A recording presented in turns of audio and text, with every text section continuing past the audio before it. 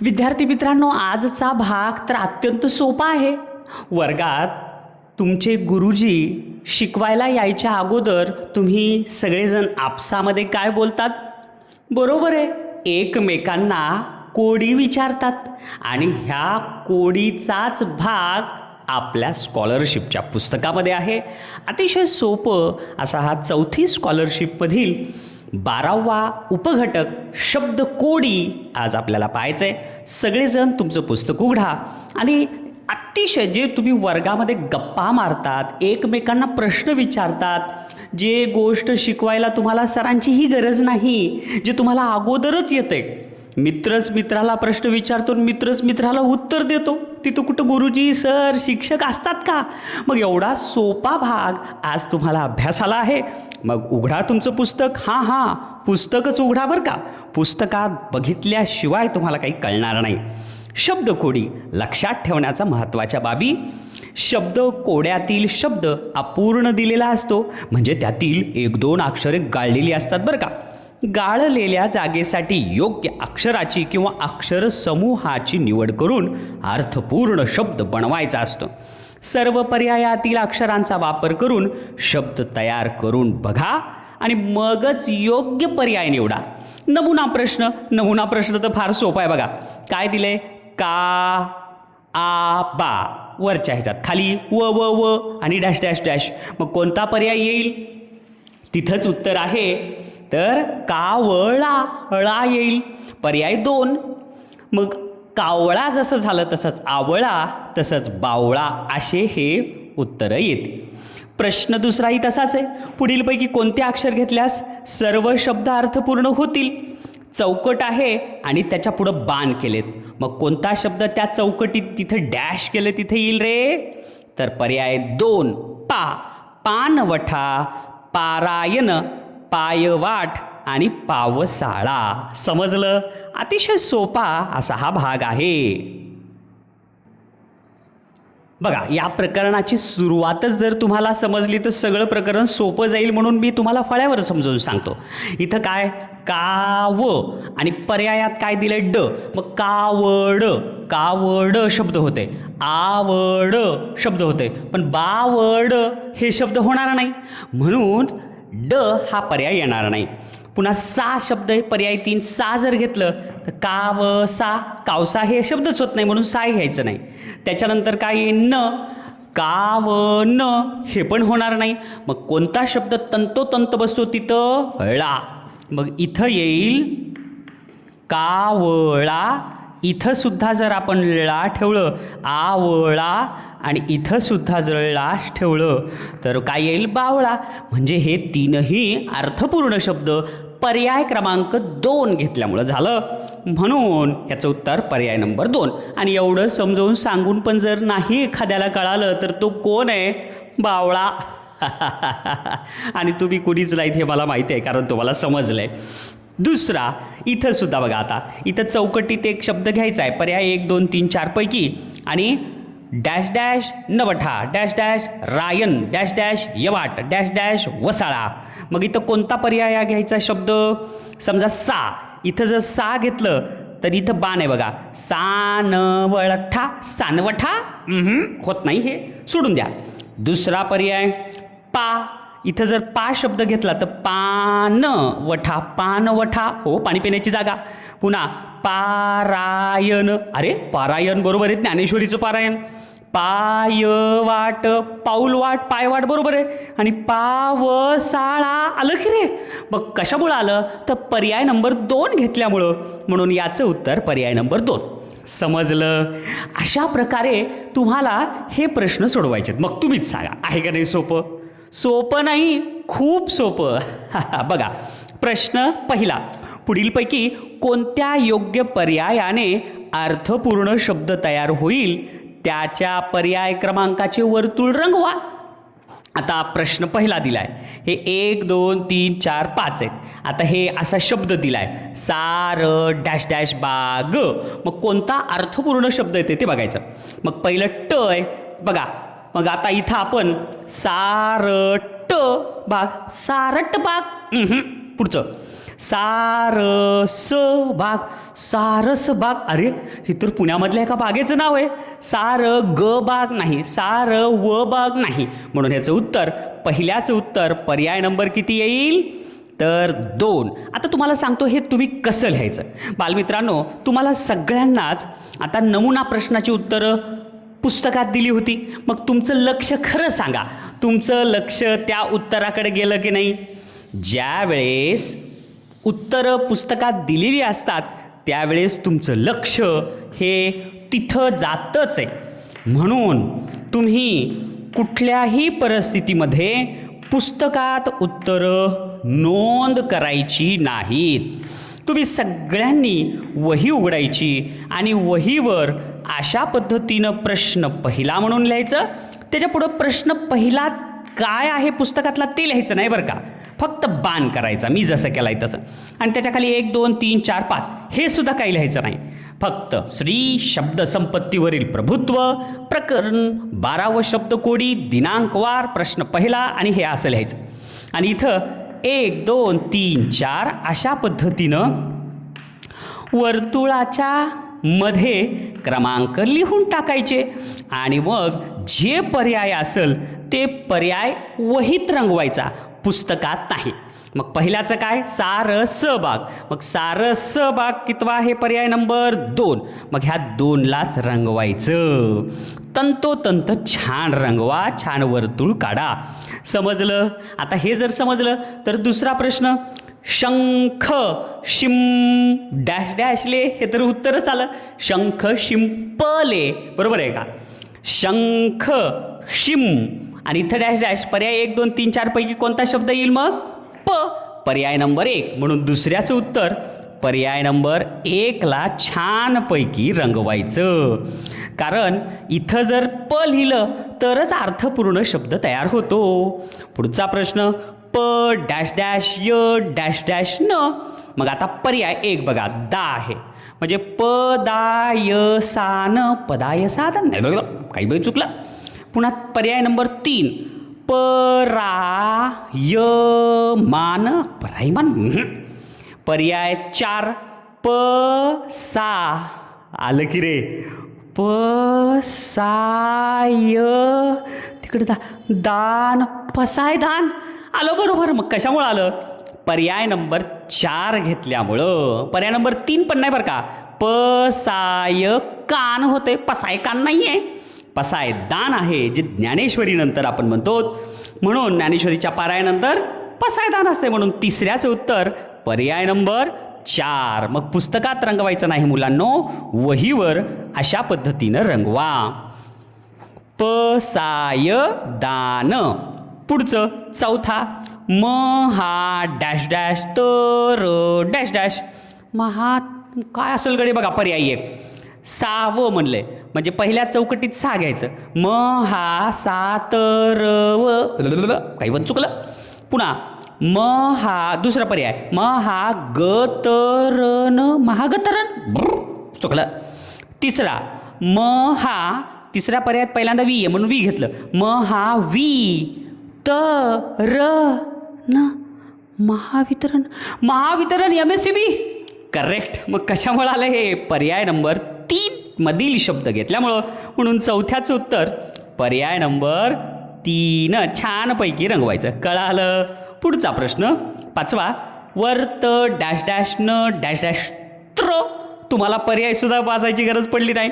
वर्तमानपत्र, वर्तमानपत्र, वर्तमानपत्र आलं का नाही, कशामुळे आलं बघा. आता पर्याय कुठं आहे, एकच आहे, वर्तमानपत्र. म्हणून 5व्याचं उत्तर पर्याय नंबर 1.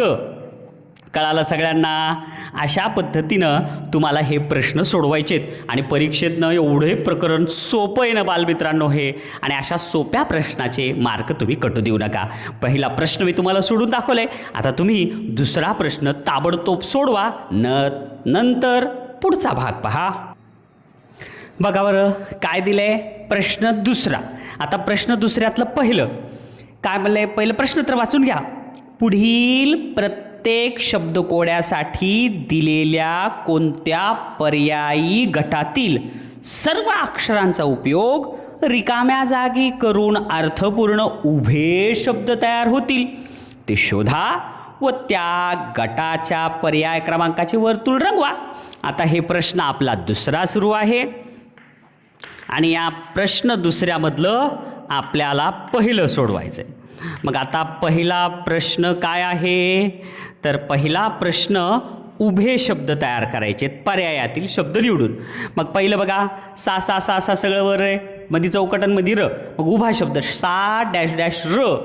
मग आता पर्याय एक घ्या, स सा स र सामर साक्षर सालर. सालर काही होतच नाही. पर्याय दोन, साक्षर बरोबर आहे. साक्षर बरोबर आहे, साखर बरोबर आहे, सागर बरोबर आहे आणि सासर बरोबर आहे. म्हणून प्रश्न दुसऱ्यामधलं हे जे बघा पर्याय कोणता येईल, इथं दोन. इथं येईल क्ष, इथं येईल ख, इथं येईल ग आणि इथं येईल स. आलं का बघा बरं, साक्षर साखर सागर आणि सासर. कशामुळं आलं, पर्याय दोन मधल्या शब्दामुळं. म्हणून पहिल्याचं उत्तर पर्याय दोन. मग इथं वहीमध्ये रंगवात आणि ते पुस्तकातलं समजून घ्या. आता दुसरा प्रश्न असंच दिले बघा, चौकट आहे आणि चौकटीत काय दिले तुम्हाला, वर सगळे रिकामे आहेत बरं का, बरोबर आहे. वर सगळं रिकामं, डॅश डॅश डॅश, पहिलं अक्षर शोधायचं. म ई, सगळ्यात खाली सगळ्यात शेवटी ई ई ई. इकडं दिलंय म ज ट, म ज ट. हां, आता काय येईल बघा बरं, इथं वर उभे शब्द करायचे. मग आता प म ई, पर्याय एक मधलं प घेतलं, चुकलं, एक येतच नाही. पुन्हा दुसरं घेतलं म ज ई, येणार नाही. बघ आता पर्याय एक येणारच नाही. पर्याय दोन मधलं पहिलं घ्या, स न क मधलं स पहिल्यांदा घेतलं, इथं आपण स ठेवलं, समयी. समयी झाला की रे तयार. पुढचं न जई, नाही नाही नाही, न जई होणार नाही. मग पर्याय दोन पण गेला. पर्याय तीन, छमयी नाही. पर्याय चार, समई. पुन्हा र ज ई आणि त्याच्यानंतर पुढचं कोणतं, चटई. एकदम बरोबर आहे. मग कोणतं आलं उत्तर, पर्याय नंबर चार, सर च. इथं येईल सर आणि इथं येईल च. कशामुळं आलं, तर पर्याय चारच्या शब्दामुळं. दुसऱ्याचं उत्तर 1 2 3 4, त्याच्यापैकी चौथं उत्तर आहे. समजलं, सोपं खूप आहे, पण सोपं अवघड जाऊ देऊ नका. आता तिसरा प्रश्न. आता तिसऱ्या प्रश्नात काय दिले रे, चार चार शब्द आहेत बरं का. प प प प, खाली री री री री आणि खाली डॅश डॅश डॅश डॅश. आणि अशा पद्धतीनं तुम्हाला लिहायचं आहे. आणि मग ह्याचं उत्तर तुम्हाला काय येईल ते शोधा. मग आता बघा, पहिला पर्याय काय आहे, क्षा, परीक्षा, बरोबर आलं. आता क्षाचा पुढचा शब्द काय, स, परीस आ, हेही बरोबर आहे. तिसरं ट, परीट आ, हेही बरोबर आहे. पुन्हा घ, परीघ, एकदम बरोबर आहे. म्हणून तिसऱ्याचं उत्तर पर्याय नंबर 1. मग इथं 4 वर्तुळ काढायचे आणि त्याच्यापैकी जे पहिलं वर्तुळ आहे ते रंगवा. आता पुढचे पर्याय नाही वाचले तरी चालतात, तरी बघून घ्या. परीस, परीघ, परीग, दुसरा पर्याय नाही येत. परीत, तिसऱ्या पर्यायातलं पहिलं येत नाही. परीक्षा, परीट, परीज, परीख, येणार नाही. म्हणून तिसऱ्याचं उत्तर पर्याय 1च आहे. आता शेवटचा प्रश्न चौथा, आणि हे वहीत असं लिहायचं आणि हे समजावून सांगतो तुम्हाला. द न असंच आहे फक्त. 1 2 1 2 आणि इथं वरच्या अशा डॅश आणि खाली द न द न द आणि न असं दिलेलं आहे. आता पर्याय शोधा, पुस्तकात पहा. मग पहिलं बनलंय स क व, मग पर्याय एक काय म्हणले रे, स क व. म्हणजे आता पर्याय एक म्हटलं स क व, मग आता स इथं ठेवा, स द न बरोबर आहे, क तिथं ठेवा, क द न नाही होत, वदन कदन होत नाही. दुसरा पर्याय व र न, व र ग बरोबर आहे. आता व र ग, व इथं ठेवा, वदन बरोबर होते, र रदन आणि ग गदन नाही होत. नंबर तिसरं म व स, म व स, म इथं ठेवा, मदन, व इथं ठेवा, वदन आणि सदन एकदम बरोबर आहे. म्हणून चौथ्याचं उत्तर पर्याय नंबर 3. सॉरी, पर्याय नंबर असं परीक्षेत पण होऊ शकतं बरं का. उत्तर तोंडानं म्हणायला 3 आणि रंगवलं चाललंय 2 आणि मग तुम्हालाच वाटतं अरे मी तो पेपर सगळा बरोबर सोडलं, चुकलं कुठं. म्हणून उत्तर रंगवणं हा सुद्धा एक अभ्यासाचाच भाग आहे. चला पहा पुढचा प्रश्न 3. अगोदर तुम्ही सोडवा.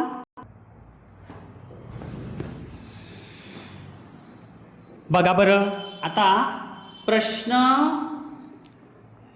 3 काय दिलाय, दिलेल्या सूचनेनुसार प्रश्नांची उत्तरे निवडून योग्य पर्याय क्रमांकाचे वर्तुळ रंगवा. आता सूचना वाचून रंगवायचं बरं का.